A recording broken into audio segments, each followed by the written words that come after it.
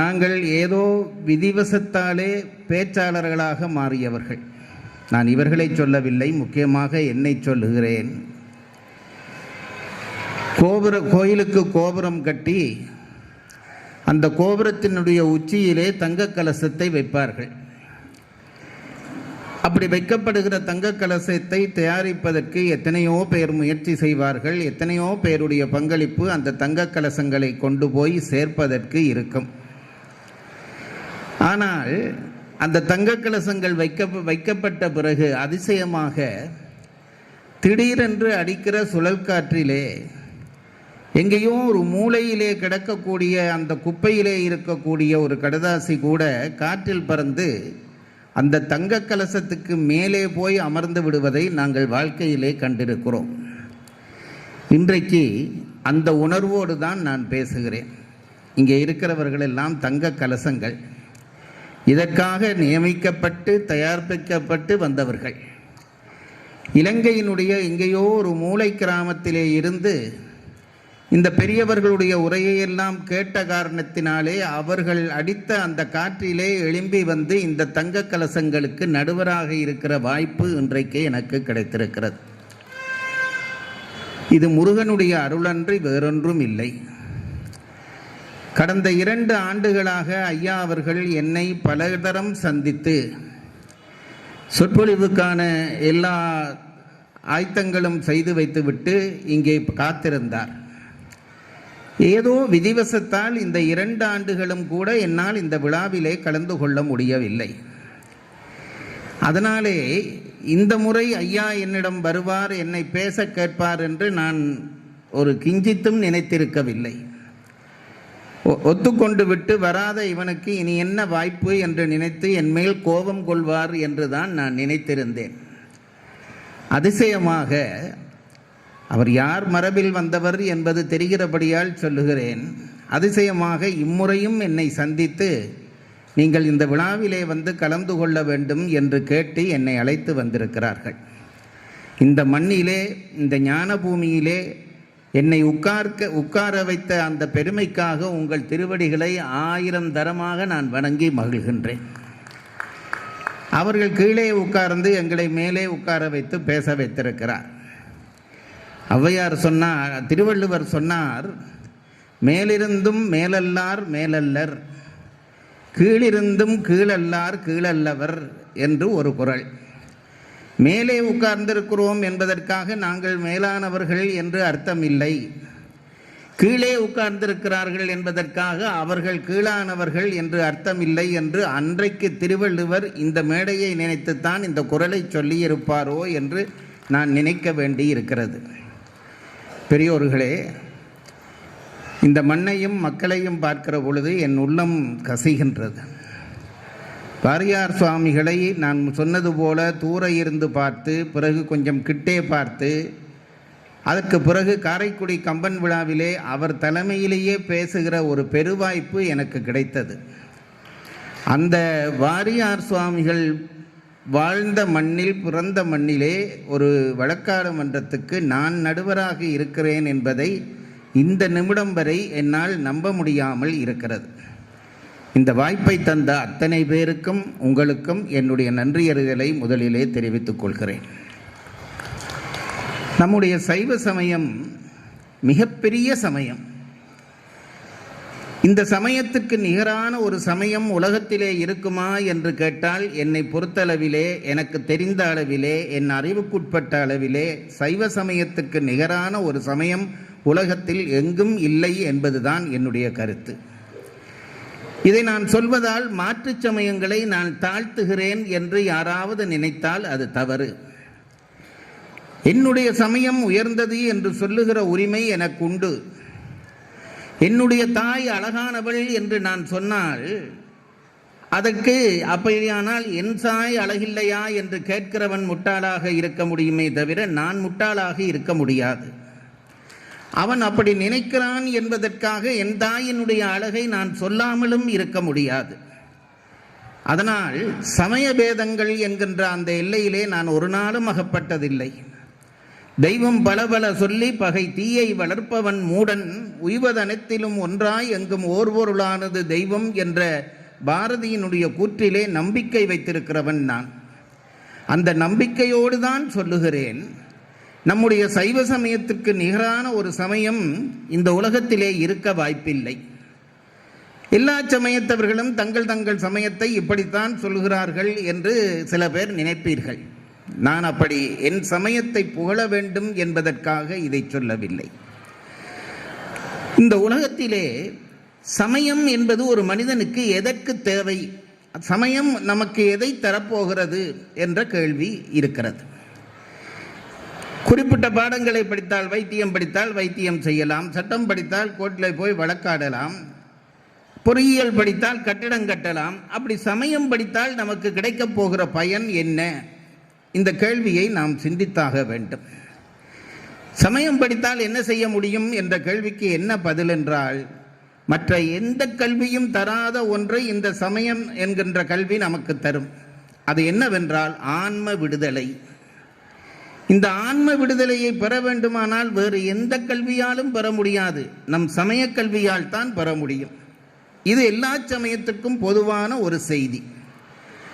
இதிலே சைவ சமயம் எங்கே மேலோங்கி நிற்கிறது என்ற கேள்விக்கு என்ன பதில் என்று கேட்டால், சைவ சமயத்தை பெரியவர்கள் வகுத்தார்களோ இறைவன் வகுத்தானோ இதற்கு எந்த பதிலும் நாம் சொல்ல முடியாது. இறைவன் வகுத்ததாகவே நம் பெரியவர்கள் சொல்கிறார்கள். ஒவ்வொரு அணுவையும் சைவ சமயத்தில் திட்டமிட்டு அமைத்திருக்கிறார்கள்.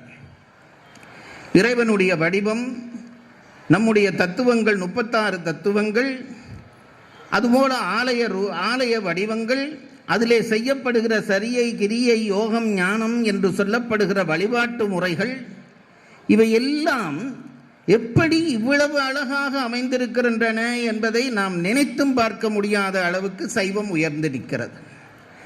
நான் சொன்னேனே, ஆன்ம விடுதலை தான் சமயத்தினுடைய ஒரு பங்களிப்பு என்று சொன்னால், நான் நினைக்கிறதுண்டு, ஆன்ம விடுதலையை தர வேண்டிய சமயம் நம்மை கட்டுப்படுத்துமா? நம்மை கட்டுப்படுத்தினால் அது எப்படி விடுதலையாகும்? சமயம் என்பது ஆன்ம விடுதலையை தர வேண்டும் என்றால், விடுதலை என்பது நம்மை சிறைப்பிடிக்க கூடாது. சிறைப்பிலிருந்து விடுபடுவதுதான் விடுதலை.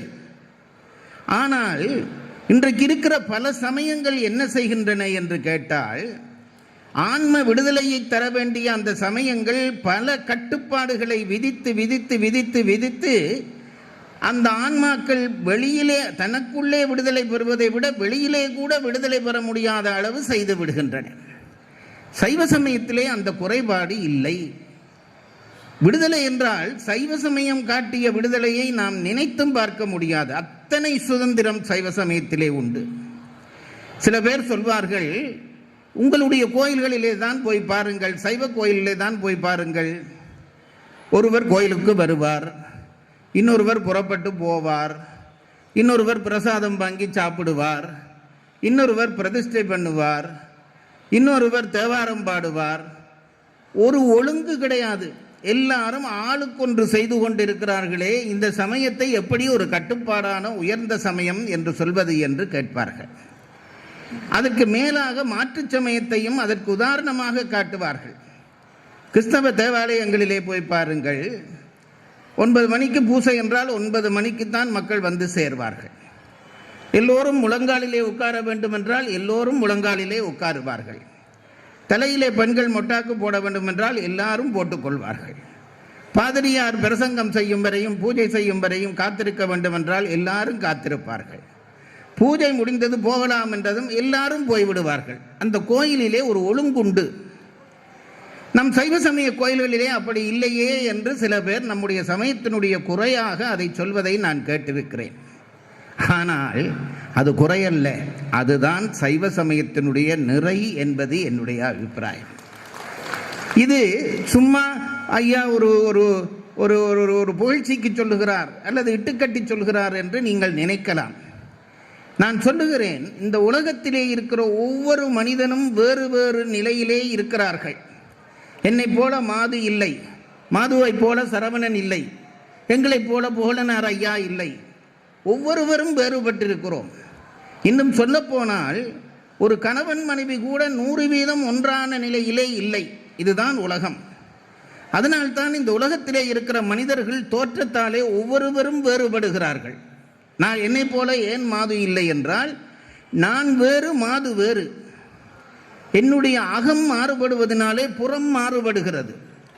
நம்முடைய எல்லாருடைய அகங்களும் வேறு வேறாக இருப்பதால் தான் நாங்கள் எல்லோரும் புறத்திலே வேறு வேறு வடிவங்களோடு இருக்கிறோம். இந்த உண்மையை நாம் தெரிந்து கொள்ள வேண்டும். இப்படி வேறுபட்டிருக்கிற நாம் எல்லாரும் கோயிலிலே போய் ஒரே நேரத்திலே ஒரே மாதிரி கும்பிட முடியுமா என்று கேட்டால் முடியாது என்பதை ஒரு குழந்தையும் சொல்லும். 1ஆம் வகுப்பு மாணவன், 2ஆம் வகுப்பு மாணவன், 5ஆம் வகுப்பு மாணவன், +2 மாணவன், +1 மாணவன் அல்லது PhD மாணவன் எல்லாரையும் ஒரே வகுப்பிலே இருத்தி பாடம் நடத்த முடியுமா? அப்படி பாடம் நடத்தினால் அது பாடமாக இருக்குமா? பிரிவுகள் உண்டாக்கி வழிபட்டால் தான் அந்த வழிபாடாக இருக்கும், அவரவருக்குரிய வழிபாடாக இருக்கும் என்பதால் தான் நம் பெரியவர்கள் வழிபாட்டையே 32 பகுதியாக பிரித்தார்கள். சரியை கிரியை யோகம் ஞானம் என்பது 4 பகுதி. அது அடிப்படையிலே பிரிக்கப்பட்ட 4 பகுதிகள். அதை பிறகு 8ஆக ஆக்கினார்கள். உண்மை சரியை, உண்மை உபாய சரியை, உண்மை கிரியை, உபாய கிரியை, உண்மை யோகம், உபாய யோகம், உண்மை ஞானம், உபாய ஞானம் 8ஆக ஆக்கினார்கள். அதோடு வழிபாட்டு முறை முடிந்து விட்டதென்றா? இல்லை என்று சொல்லிவிட்டு பிறகு சொன்னார்கள், ஒவ்வொன்றிலும் 8 இருக்கிறது. எப்படி என்று கேட்டால், சரியையில் சரியை, சரியையில் கிரியை, சரியையில் யோகம், சரியையில் ஞானம், கிரியையில் சரியை, கிரியையில் யோகம், கிரியையில் கிரியை, கிரியையில் யோகம், கிரியையில் ஞானம், இப்படி எல்லாம் 8ஆக மாறுகிற பொழுது 32 வகையாக ஆண்டவனை நாம் தொழலாம் என்று சொன்னது நம் சைவ சமயம் ஒன்றுதான். அது மட்டும் இல்லை, 32 வகையாக தொழலாம் என்றால் பெரும்படியாக 32 வகை. அப்படி இல்லாமல் அது ஒவ்வொன்றுக்குள்ளேயும் இன்னும் 100 வகை பிரிவுகள் உண்டு. அப்படி வழிபட்டு இருக்கிறார்கள். அப்படி வழிபட்டவர்களைத்தான் சிவனடியார்கள் என்று நம் சமயம் ஏற்றுக்கொண்டது. நான் சொன்னேனே சுதந்திரம் என்று சொன்னேனே, அதற்கு ஒரு உதாரணம் சொல்லுகிறேன். திருவாரூரிலே ஒரு முறை அந்த தேவாசிரிய மண்டபத்துக்குள்ளே சிவனடியார்கள் எல்லாம் கூடியிருந்து சங்கமமாக சேர்ந்திருந்து சிவபெருமானுடைய புகழை பேசிக் கொண்டிருக்கிறார்கள். இது பெரிய புராணத்திலே வருகிற ஒரு கதை. எல்லா சிவனடியார்களும் இருந்து சங்கமமாக பேசுகிறார்கள். ஆண்டவனை அடைவதற்கு சொன்ன முறைகளிலே சங்கமம் என்பது ஒன்று. குரு லிங்க சங்கமம், இந்த 3ஆலும் நாம் இறைவனை அடையலாம் என்று சொல்கிறார்கள். சங்கமம் என்றால் என்ன என்றால் கூட்டு சேர்க்கை. தனி மனிதனாக இருக்கிற பொழுது எனக்கு இருக்கிற பலத்தை விட கூட்டு சேர்ந்து விட்டால் என்னுடைய பலம் அதிகரிக்கிறது. அது எப்படி விளங்குவது? வீதியிலே நான் போய் கொண்டிருக்கிறேன், எனக்கு பின்னாலே ஒரு லாரி வருகிறது, ஹோன் அடிக்கிறது, பதறி போய் துடித்து அந்த வீதியினுடைய ஓரத்துக்கு போகிறேன். இது எல்லாருக்கும் நடக்கிற ஒன்று. இதே ஒரு கல்யாண ஊர்வலம் என்று வையுங்கள். 500 பேர் ஒன்றாக வீதியிலே ஊர்வலத்திலே நடக்கிறோம். அப்போ பின்னாலே வந்து ஒரு லொரி ஹோன் அடிக்கிறது என்று வையுங்கள். அப்போ யாராவது விலத்துவானா? லொரி தான் விலத்த வேண்டும், போறவன் விலத்த மாட்டானே. 500 பேர் கூடியிருக்கிறோம் என்ற அந்த நிலையாலே வருகிற பலம் அவனுக்கு ஒரு உறுதியை தரும். சங்கம வழிபாடு என்பது அதுதான். தனியே நான் ஒருவனாக இருந்து வழிபட முடியும். அதிலே வரக்கூடிய பலத்தை விட நாங்கள் பல பேர் ஒன்று சேர்ந்து வழிபட்டால் வரக்கூடிய பலம் ஆன்ம பலம் என்பது மிக அதிகம் என்றுதான் அதையும் இறைவனை அடைவதற்கான ஒரு வழியாக சொன்னார்கள். தேவாசிரிய மண்டபத்திலே சைவ பெரியார்கள் எல்லாரும் கூடி, சிவனடியார்கள் எல்லாரும் கூடியிருந்து சிவனுடைய பெருமையை பேசுகிறார்கள். அந்த கூட்டத்திலே விரல்மிண்டர் என்று ஒரு அடியார், நம் சிவனடியார்கள் 63 அவரும் ஒருவர், விரல்மிண்டர் என்று அவருக்கு பெயர். கொஞ்சம் கோபக்காரன். நம்முடைய சைவம்தான் எல்லா உணர்வுபட்ட மனிதர்களையும் அடியார்களாக ஏற்றுக்கொண்டது. இவர் கொஞ்சம் கோபக்காரன். அவருடைய கோப இயல்பொன்று உண்டு இருந்திருக்கும் போல் தெரிகிறது. அவரும் அந்த சிவனடியார் கூட்டத்திலே இருந்து சிவன் பெருமையை பேசிக் கொண்டிருக்கிறார். அப்பொழுது சுந்தரர் அந்த வழியாக கோயிலுக்குள்ளே வந்தார். சுந்தரர் யார் என்று உங்களுக்கு தெரியும். ஆளாள சுந்தரர் என்று சொல்கிறோமே, அவர் யார் என்றால் சிவபெருமானுடைய அம்சமாக விளங்கியவர். சிவபெருமான் ஒரு முறை தன்னை அழகாக அலங்கரித்துக் கொண்டாராம். அலங்கரித்துக் கொண்டு, சிவபெருமானுக்கு கூட அந்த இயல்பு இருந்திருக்கிறது. தன்னை அழகாக அலங்கரித்து கொண்டு ஒரு கண்ணாடியிலே தன்னை பார்த்தாராம். அவருடைய அழகு சொல்லவா வேண்டும், அவருடைய அழகை அவரே ரசித்து சுந்தரத்தோடு இருக்கிற அந்த வடிவத்தை பார்த்து சுந்தரா வா என்றாராம். அந்த வடிவம் புறப்பட்டு தனியே வந்தது, அவர்தான் சுந்தரர் என்று சொல்கிறார்கள். அப்படிப்பட்ட சுந்தரமூர்த்தி நாயனார் வருகிறார். சிவபெருமானுடைய அம்சமாகவே கருதப்படுகிற சொல்லப்படுகிற ஒரு அடியார் வருகிறார். வந்து பார்க்கிறார். இந்த தேவாச்சரிய மண்டபத்திலே சிவனடியார்கள் எல்லாம் கூடி இருந்து சிவன் பெருமையை பேசிக் கொண்டிருக்கிறார்கள். சுந்தரர் நினைத்தார், இந்த நேரத்திலே இடையிலே போகலாமா? எப்பொழுதும் சிவ சிந்தனை நடந்து கொண்டிருக்கிற பொழுது இடையிலே நடமாடக்கூடாது. நான் இந்த சபைக்கும் சேர்த்து தான் சொல்லுகிறேன். எல்லோரும் ஒருமித்த முறையிலே இருந்து கேட்க வேண்டும்.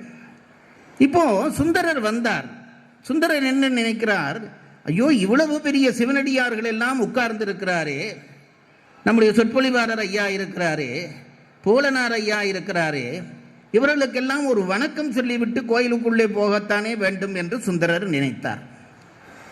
அடுத்த நிமிடமே அவருடைய மனம் சொன்னது, எல்லோரும் சிவன் பெருமையை பேசிக் கொண்டிருக்கிறார்கள், இதற்கிடையிலே நான் போய் ஒரு தரம் வணக்கம் என்று சொன்னால் அவர்கள் தங்கள் பேச்சுகளை நிறுத்திவிட்டு எனக்கு வணக்கம் சொல்வார்கள். அந்த ஒரு நிமிடமோ ஒரு வினாடியோ சிவன் புகழ் பேசப்படுவதை நான் ஏன் தடுக்க வேண்டும் என்று சுந்தரர் நினைத்தார். நினைத்தவர் என்ன செய்தார் என்றார், நான் ஏன் இடையிலே போனால்தானே அவர்கள் என்னை வணங்குவார்கள், நான் அவரை வணங்குவேன், இந்த சங்கமம் குறைவுபடும் என்று நினைத்துவிட்டு ஒருவருக்கும் வணக்கம் சொல்லாமல் ஒரு பக்கமாக கோயிலுக்குள்ளே போய்விட்டார். சிவனடியார்கள் யாரும் இதை கவனிக்கவில்லை. என்னுடைய அபிப்பிராயத்தின்படி விரல் மிண்டரும் கூட இதை கவனித்திருக்க மாட்டார். கவனித்திருந்தால் அவர் அடியாராக இருந்திருக்க மாட்டார். யாராவது நம்மை போல ஒருத்தன் அந்த பக்கத்திலே கூட்டமாக உட்கார்ந்து இருந்திருப்பான். அவனுக்கு யாரையாவது இன்னொருவரோடு சண்டை பிடிக்க வைப்பதிலே அவனுக்கு ஒரு சந்தோஷம். அவன் என்ன செய்தான், சுந்தரர் போறதை கவனித்தான், இவர்கள் கவனிக்காததையும் கவனித்தான். இங்கே ஒரு சண்டை மூட்டலாமே என்று நினைத்தான். அதற்கு யார் பொருத்தமானவர் என்று பார்த்தான். சும்மாவே கோபம் வருகிற ஒருத்தர் உட்கார்ந்து இருக்கிறார், விரல் மிண்டர் என்று அவருக்கு பெயர். இவரை வைத்துத்தான் இந்த சண்டையை தொடக்க வேண்டும் என்று மெல்ல இந்த விரல் மிண்டரை அப்படி தட்டினான். இதெல்லாம் பெரிய புராணத்தில் இருக்கிறதா என்று கேட்கப்படாது. ஒரு கதை சொல்லுகிற பொழுது அந்த சூழலை நாம் நினைத்து கொண்டு கதை சொன்னால்தான் அந்த கதை போய் பதியும். அந்த இருந்த சிவனடியாரிலே அந்த விரல் மிண்டருடைய காலிலே இவன் தட்டினான். விரல் மிண்டருக்கோ சிவன் பெருமை பேசிக் கொண்டிருக்கிற பொழுது என்ன இவன் இடையூறாக தட்டுகிறானே என்று கொஞ்சம் கோபமாக பார்த்திருப்பார். என்னப்பா என்று கேட்டிருப்பார். எல்லாரும் சிவன் பெருமை பேசுகிறீர்களே, இங்கே ஒரு சாரியம் நடந்தது, அதை கவனித்தீர்களா என்றான் இவன்.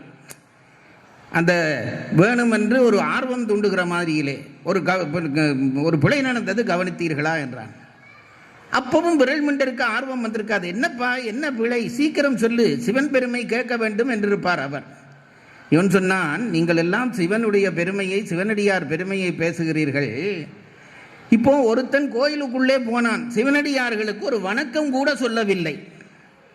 கோயிலுக்குள்ளே போய்விட்டான், சிவனடியாருக்கு ஒரு வணக்கம் கூட சொல்லவில்லை என்ற உடனே சிவனடியாருக்கு கொஞ்சம் கூட மரியாதை கொடுக்காமல் ஒரு வணக்கம் கூட சொல்லாமல் ஒருத்தன் கோயிலுக்குள்ளே போனான், கவனித்தீர்களா என்றான் இவன். விரல் மிண்டருக்கு கோபம் வந்தது. என்னது, சிவனடியார்களுக்கு வணக்கம் சொல்லாமல் ஒருத்தன் கோயிலுக்குள்ளே போனானா, அது எப்படி போகலாம் என்று அவர் சத்தம் போட்டார். இப்போ இவன் விடுவதாக இல்லை. இவன் சொன்னான், ஐயா சும்மா சத்தம் போட்டு என்ன பிரயோசனம், ஒருத்தன் போயிட்டான், சிவனடியார்களுக்கு வணக்கம் சொல்லாமல் போயிட்டான், இவனுக்கு நீ ஏதாவது ஒரு தண்டனை கொடுக்க வேண்டாமா, ஒரு பனிஷ்மெண்ட் கொடுக்க வேண்டாமா? உடனே விரல் மிண்டர் சொன்னார், கொடுக்கத்தான் வேணும். சிவனடியார்களை தொழாமல் கோயிலுக்குள்ளே ஒருத்தன் போகிறான் என்றால் அவனை தண்டிக்கத்தான் வேணும். சும்மா வளவள என்று பேசாதே ஐயா, என்ன தண்டனை சொல்லு என்றான் இவன். இப்போ விரல் மிண்டர் பாடு கொஞ்சம் சங்கடமாக போய்விட்டது. எழும்பி சொன்னார், சுந்தரர் சிவனடியார்களை தொழாமல் உள்ளே போயிருக்கிறார், ஆகவே அவரை தண்டிக்கத்தான் வேண்டும். இப்ப என்ன தண்டனை என்று இவன் கேட்கிறான். நான் சொல்லுகிறேன், சிவனடியாரை தொழாமல் கோயிலுக்குள்ளே போன சுந்தரனை நான் சைவத்திலே இருந்து விலத்தி வைக்கிறேன் என்றார். நினைத்து பாருங்கள், சிவாம்சம் பொருந்தியவராகிய சுந்தரரை சாதாரண ஒரு விரல் மிண்டர் சொல்லுகிறார், சிவபெருமானை தொழாமல், சிவனடியார்களை தொழாமல் போய்விட்டானா? அப்படியானால் நான் சுந்தரனை விலக்கி வைக்கிறேன் என்றார். சொல்லிவிட்டு திருப்பி தங்கள் வழிபாடு தொடங்கிவிட்டது. இப்ப இவனுக்கு இன்னும் திருப்தி இல்லை, இந்த சண்டை மூட்டுறவனுக்கு திருப்தி இல்லை. திருப்பி தட்டினான் விரல்மிண்டரை. விரல்மிண்டர் கோபமா பார்த்தார். என்னப்பா நீ தானே சொன்னாய் அவனை நான் விலத்தி வைத்து விட்டேனே, இப்ப என்ன திருப்பி தட்டுகிறாய் என்று கேட்டிருப்பார். இவன் சொன்னான், அங்கதானையா பிரச்சனையே இருக்கிறது. என்ன பிரச்சனை என்றார் இவர். உள்ளே போன சுந்தரரை நீங்கள் சைவத்திலே, சிவனடியார்களை தொழாமல் உள்ளே போன சுந்தரனை நீங்கள் சைவத்திலே இருந்து விலகி வைத்து விட்டீர்கள், அப்படித்தானே? ஆம். அப்படியானால் இப்ப இன்னொரு கேள்வி வருகிறதே, உள்ளே போன சுந்தரனை சிவபெருமான் ஏற்றுக்கொண்டாரே, அவரை என்ன பண்ண போகிறீர்கள் என்று கேட்டான். மனிதனுக்கு மனிதன் சண்டை மூட்டினது போய் கடவுளோட சண்டை மூட்டுறான்.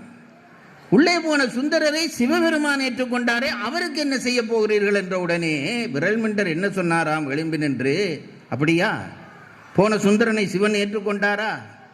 நீதி என்றால் எல்லாருக்கும் ஒரு நீதிதான். சிவனடியாரை தொழாமல் போன சுந்தரனை நான் சைவத்திலே இருந்து விலத்தி வைத்தேனே, அதுபோல சுந்தரனை ஏற்றுக்கொண்ட சிவபெருமானையும் நான் சைவத்திலே இருந்து விலக்கி வைக்கிறேன் என்றாராம். இப்படி ஒரு சமயம் இருக்குமா? நீங்கள் நினைந்து எனக்கு சொல்லுங்கள். இவ்வளவு சுதந்திரம் தருகிற ஒரு சமயம் இருக்குமா? எந்த சமயத்தினுடைய மூலக்கடவுளாகிய சிவபெருமானையே நான் சைவத்திலே இருந்து விலக்குகிறேன் என்கிறான் ஒருவன். இப்படி சொல்லிவிட்டு வேறொரு சமயத்தில் ஒருவன் உயிரோடு இருக்க முடியுமா? அந்த சமயத்தினுடைய மூல தெய்வத்தை நான் சமயத்திலே இருந்து விலக்குகிறேன் என்று சாதாரண ஒரு மனிதன் சொல்லுகிறான். சொல்லிவிட்டு அவன் அந்த சமயத்திலே இருக்க முடியுமா, உயிரோடு இருக்க முடியுமா என்பதெல்லாம் உங்களுக்கு தெரியும். இவர் இப்படி சிவபெருமானை தள்ளி வைக்கிறேன் என்று சொன்ன உடனே நம் சைவ பெரியார்கள் எல்லாம் ஒன்று கூடினார்கள். நான் நினைக்கிறேன், ஒரு ஆலமரத்துக்கு கீழே ஒரு பஞ்சாயத்து கூடி இருக்கும். ஒருத்தர் செம்பில தண்ணியும் வச்சு உட்கார்ந்து இருந்திருப்பார். எல்லாரும் கூடின உடனே இந்த பிரச்சனை வந்து விட்டது. சுந்தரரை விலக்கி வைத்து விட்டார் விரல்மிண்டர். அது மட்டும் போதாதென்று சிவபெருமானையும் விலக்கி வைத்து விட்டார். இந்த விரல்மிண்டரை என்ன செய்வது?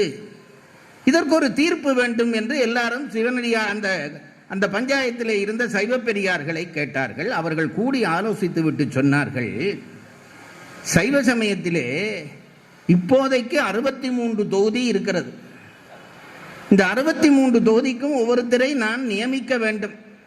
தேர்தல் எலெக்ஷன் போல 63 தொகுதிக்கும் 63 நாங்கள் நியமிக்க வேண்டும். பல பேரை நியமித்து விட்டோம். இப்ப இன்னும் 1-2 சீட் இருக்கிறது. இந்த சீட்டிலே ஒன்றை நாங்கள் என்ன செய்யலாம் என்றால் விரல்மிண்டருக்கு கொடுத்து அவரையும் 63 அடியார்களிலே ஒருவராக ஏற்றுக்கொள்வோம் என்று சைவம் சொன்னது. இப்படி ஒரு சமயம் சொல்லுமா என்று நீங்கள் சொல்லுங்கள். மூல தெய்வத்தையே ஒருவன் சமயத்திலே விலத்துகிறான், அவனை கூட்டிக் கொண்டு வந்து நீயும் எங்கள் சிவனடியார்களில் ஒருவன் என்று சொல்லுகிற சமயம் என்றால், இந்த சமயம் தருவது போன்ற ஒரு சுதந்திரத்தை வேறு எந்த சமயமாவது தருமா என்று கேட்டால் இல்லை என்பதுதான் பதில். அதனால் நான் சொல்லுகிறேன், நாங்கள் தனித்தனியாக எங்களுக்கு பெருமைகள் ஒன்றும் தேட தேவையில்லை. நான் பேச தேவையில்லை, இவர்கள் வழக்காட தேவையில்லை, பூலனாரையா இதவர்கள் எல்லாம் திருவிழா கொண்டாட தேவையில்லை, நீங்கள் படிக்க தேவையில்லை, ஒன்றும் செய்ய தேவையில்லை. சைவ சமயத்தில் பிறந்து விட்டோம் என்ற ஒன்றே எங்களுடைய பெருமைக்கு போதுமானது என்பதை மறந்து போகாதீர்கள்.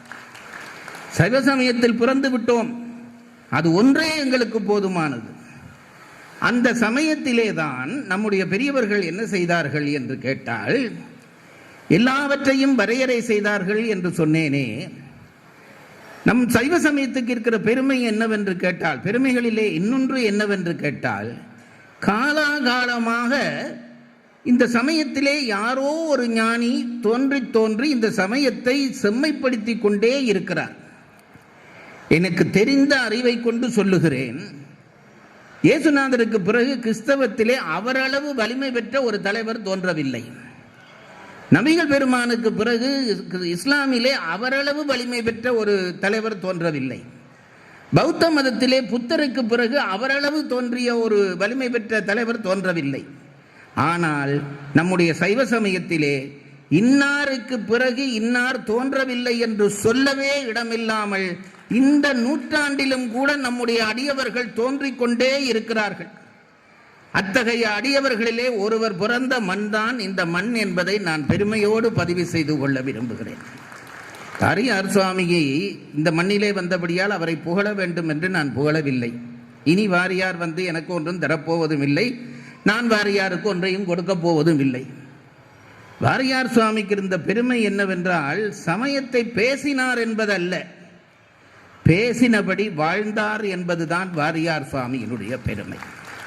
இன்றைக்கு நாங்கள் எல்லாம் பேசுகிறோம், பேசிவிட்டு மேடையை விட்டு இறங்கினால் எங்கள் பேச்சுக்கும் எங்களுக்கும் பெரும்பாலும் தொடர்பு இருப்பதில்லை. ஒரு சிலரை தவிர்த்து சொல்லுகிறேன், இருப்பதில்லை. வாரியார் சுவாமி அவர்கள் பேசியபடி வாழ்ந்து காட்டினார்கள்.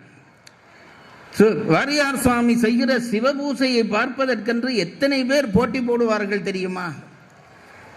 அவரை பார்த்தாலே அந்த தெய்வ ஒளி பொங்கும். அத்தகைய ஒரு மகான் தோன்றிய மண்ணிலே இருந்து கொண்டுதான் நான் இந்த செய்தியை சொல்லுகிறேன். நம்முடைய சமயத்துக்கு இருக்கக்கூடிய பெருமைகளிலே பல பெருமைகள் உண்டு. அதை சொன்னால் இன்றைக்கு நேரம் போய்விடும், வழக்காடு மன்றத்துக்கு நேரம் போய்விடும் என்றபடியால் சுருங்கச் சொல்லுகிறேன். காலாகாலத்துக்கு இறைவன் ஒவ்வொருவரை அனுப்பி பாடல்கள் பாட வைத்து அல்லது ஏதோ செய்தி சொல்ல வைத்து சைவ சமயத்தை புது பொலிவு குறையாமல் இன்றைக்கு வரையும் வைத்திருக்கிறார். அப்படி வைத்திருந்த பெரியவர்களிலே நம்முடைய அடியார்கள் பெருமக்கள் பல பேரிலே நம்முடைய நால்வர் பெருமக்கள் முக்கியமானவர்கள். ஆண்டவனுடைய அருளை நினைந்து அவர்கள் பாடிய தேவாரம், திருவாசகம் போன்ற பாடல்கள் சைவ சமயத்துக்கு காப்பாக இருந்து வந்தன. ஆனால் அது தொகுப்பாக இருக்கவில்லை. அங்கங்கு பாடிய இடங்களிலே அந்த பாடலை வைத்துவிட்டு அவர்கள் போய்விட்டார்கள். இந்த பாடல்கள் தனித்தனி கிடந்தால் அழிந்து போய்விடுமே என்று ஒருவர் கவலைப்பட்டார். அவர் யார் என்று கேட்டால், நம்பியாண்டார் நம்பி என்கின்ற ஒரு பெருமனிதன். சின்ன வயது. அவருடைய தந்தையார் ஒரு அந்தனர், பிள்ளையாருக்கு பூசை பண்ணுவார். இந்த கதை உங்களுக்கு தெரிந்திருக்கும். பிள்ளையாருக்கு பூசை பண்ணுகிறவர். இந்த தந்தையார் ஒரு நல்ல வேலை செய்திருப்பார் என்று நினைக்கிறேன். காலையிலே பிள்ளையாருக்கு பிரசாதங்கள் செய்து தட்டத்திலே எடுத்துக்கொண்டு போகிற பொழுது இந்த பிள்ளை பார்த்திருப்பான். இவர் கொண்டு போய் பூசையெல்லாம் முடிந்த பிறகு இந்த பிரசாதத்தை தனக்காகவோ வீட்டிலே இருக்கிறவர்களுக்காகவோ கொண்டு வந்திருக்க மாட்டார். அந்த கோயிலில் இருக்கிற பிள்ளைகளுக்கெல்லாம் பகிர்ந்து கொடுத்திருப்பார். வீட்டுக்கு வருகிற பொழுது இந்த வெறும் தட்டு தான் வீட்டுக்கு வருகிறது. இந்த பிள்ளை ஒரு நாளும் பார்த்தான். அப்பா எங்கே போகிறார் என்று கேட்டால் அம்மா சொல்கிறார், பிள்ளையாருக்கு பூசை பண்ண போகிறார். இந்த பலகாரங்கள் எல்லாம் பண்ணி கொண்டு போகிறாரே, அதை யாருக்கு என்றால் அது பிள்ளையாருக்கு கொடுக்க கொண்டு போகிறார். பிறகு பார்க்கிறான், இந்த தட்டு வெறும் தட்டாக வருகிறது. அப்ப இவன் என்ன நினைத்து விட்டான், சின்ன பிள்ளை அல்லவா, பிள்ளையார் அப்பா பூசை பண்ணின உடனே ஒவ்வொரு நாளும் இந்த பிரசாதத்தை வாங்கி சாப்பிடுகிறார் என்று அவன் மனதிலே பதிவு செய்து கொண்டான். பெற்றோர்கள் வாழுகிற முறைப்படித்தான் பாருங்கள் பிள்ளைகள் வாழ்வார்கள். அதை நாம் மறந்து போகக்கூடாது. இன்றைக்கு நாம் பல பெற்றோர்களை பார்க்கிறேன். பெற்றோர்கள் என்ன சொல்வார்கள் என்றால், என் பிள்ளை கெட்டுப்போனான் என்று கவலைப்படுகிறார்கள். அப்படி கவலைப்படுகிறவர்களை பார்த்தால் பிள்ளை கெடுவதற்கு அவர்கள்தான் காரணமாக இருந்திருப்பார்கள். நாம் அதை மறந்து போகக்கூடாது. ஒரு தந்தை தன் பிள்ளைக்கு படிக்கிறதுக்குரிய உபகரணங்கள் எல்லாம் வாங்கி கொடுத்தான். பென்சில், பேனை எல்லாம் வாங்கி கொடுத்தான். ஒரு நாள் இந்த தந்தை வேலை விட்டு வருகிறார். அப்பதான் இந்த பிள்ளை பள்ளிக்கூடம் விட்டு வருகிறான். என்னமோ அன்றைக்கே தந்தைக்கு ஒரு உணர்வு தோன்ற அந்த பிள்ளையை பக்கத்திலே கூப்பிட்டான். பிள்ளை வந்து நின்றான். உன்னுடைய புத்தக பையை கொடு என்றார் இவர். இவன் பயத்திலே கொஞ்சம் விழித்தான். குடு என்று தந்தை அந்த பையை பிடுங்கி எடுத்தார். எடுத்து இந்த பையை திறந்து உள்ளுக்கு தேடி தேடி பார்த்தால் தான் வாங்கி கொடுக்காத ஒரு புது பேனை அந்த பையிலே இருக்கிறதை பார்த்தார். தந்தைக்கு பெரிய கவலையாக போய், இந்த பேனை நான் வாங்கி கொடுக்கவில்லையே, இவனுக்கு எப்படி இந்த பேனை வந்தது? இப்போ அந்த பையனை பிடித்து மிரட்டினார். ஏய், இந்த பேனை நான் உனக்கு வாங்கி தரவில்லை, இதை எப்படி உன் பையிலே வந்தது? அவன் பக்கத்திலே யாரோ பையனிடம் இருந்ததை திருடி கொண்டு வந்து விட்டான். அதை எப்படி அப்பாவிடம் சொல்வது? இவன் விழிக்கிறான். அப்பா கோபம் வந்து 2 அடி போட்டார். அம்மா ஓடி வந்தாள். ஐயோ, என் பிள்ளையை கொல்லாதீர்கள் என்றாள். இது தாய்மார் வழக்கமாக வைத்திருக்கிற ஒரு ஆயுதம். இந்த அப்பாவுக்கு கோபம் வந்தது. அம்மாவுக்கு 2 அடி போட்டார். இங்க பாரடி, ஆருடைய பேனையோ இவன் களவெடுத்து கொண்டு வந்திருக்கிறான். இவன் சொன்னவனே இந்த தாய் சொன்னால், தெரியாம பண்ணிவிட்டான், மன்னியுங்கள் என்றான். இது என்னடி தெரியாமல் பண்ண வேண்டும்? அப்பா சொல்றார், இது என்னடி தெரியாம பண்ண வேண்டும்? இவன் ஏன் பேழையை திருட வேண்டும்? நான் தான் ஆபீஸில் இருந்து வாரம் 10 பேனை திருடி கொண்டு வந்து இவனுக்கு கொடுக்கிறேனே என்றான். நம்முடைய பிழைகள் தான் பிள்ளைகளை பிழையாக்குகின்றன. நம்முடைய உயர்வுகள் தான் பிள்ளையை உயர்த்துகின்றன.